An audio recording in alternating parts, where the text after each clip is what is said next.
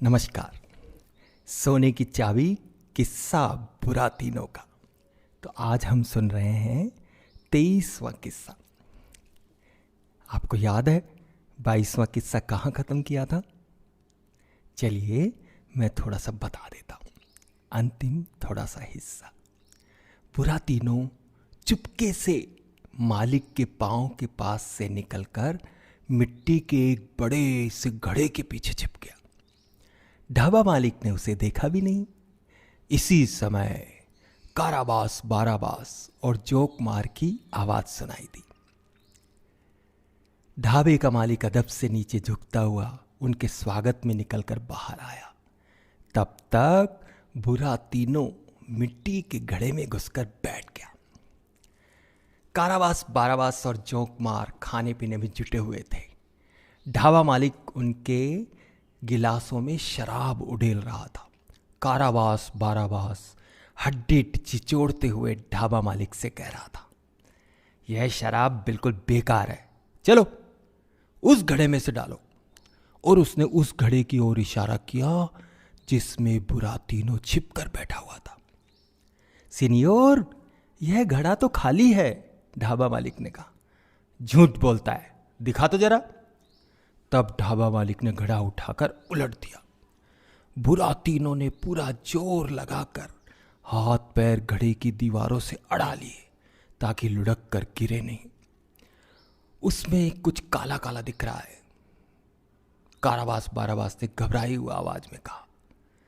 उसमें कुछ सफेद सफेद दिख रहा है, जोक मार ने हाँ में हाँ मिलाते हुए कहा।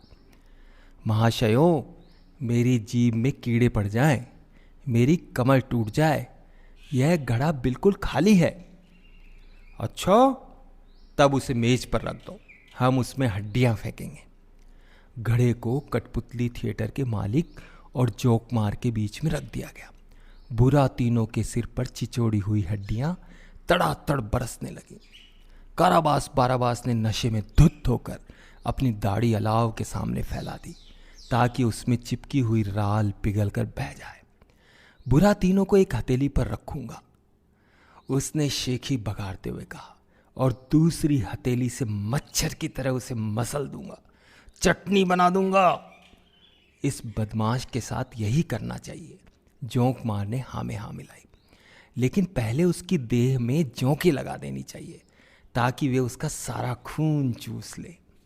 नहीं, काराबास बाराबास ने मेज पर मुक्का मारते कहा, पहले मैं उससे सोने की चाबी छीन लूंगा। बातचीत में ढाबा मालिक भी पीछे न रहा। अब तक वह कठपुतलों के भागने की खबर सुन चुका था। सीनियोर, आप लोगों को उसकी तलाश में भटकने की जरूरत नहीं, आप यहीं आराम से शराब पिएं। मैं अपने 2 चुस्त वफादारों को भेजता हूं, वे देखते देखते सारा जंगल छान मारेंगे और बुरातीनों को उठाकर यहां ले आएंगे। ठीक है, भेज दो उन्हें। काराबास बाराबास ने अपने जूते के मोटे तले सुखाने के लिए उन्हें आग की तरफ बढ़ाते हुए कहा। वह नशे में चूर हो चुका था, सो गला फाड़ फाड़ कर गाने लगा।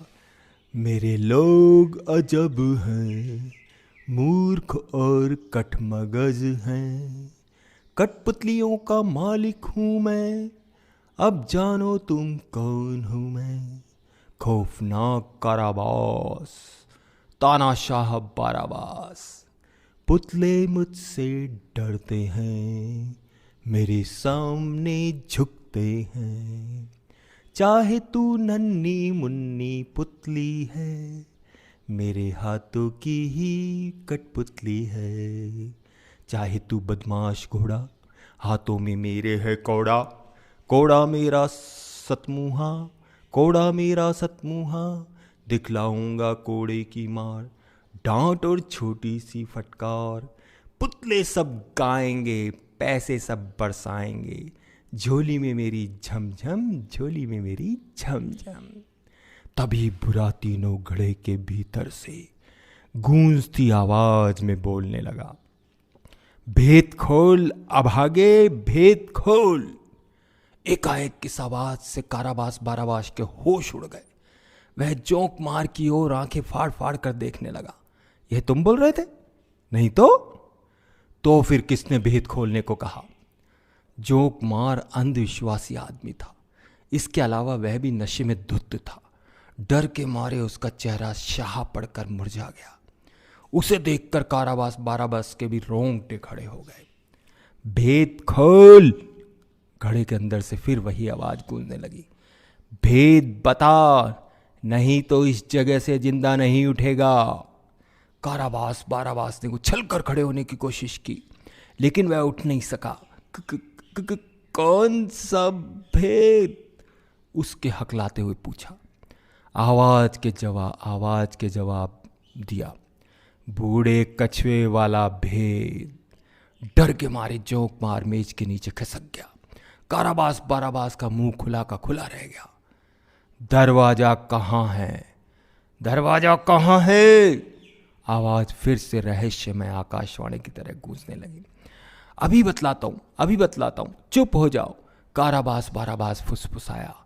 दरवाजा बूढ़े कार्लो के कमरे में अलाव घर की तस्वीर के पीछे है। उसने इतनी बात कही थी कि ढाबा मालिक आदम का। ये है हमारे विश्वसनीय मददगार। इन्हें पैसे दें तो ये शैतान को भी पकड़कर हाजिर कर देंगे सीनियोर। और उसने दहलीज पर खड़ी लोमड़ी अलीसा और बिल्ले विजिलियों को की ओर इशारा किया।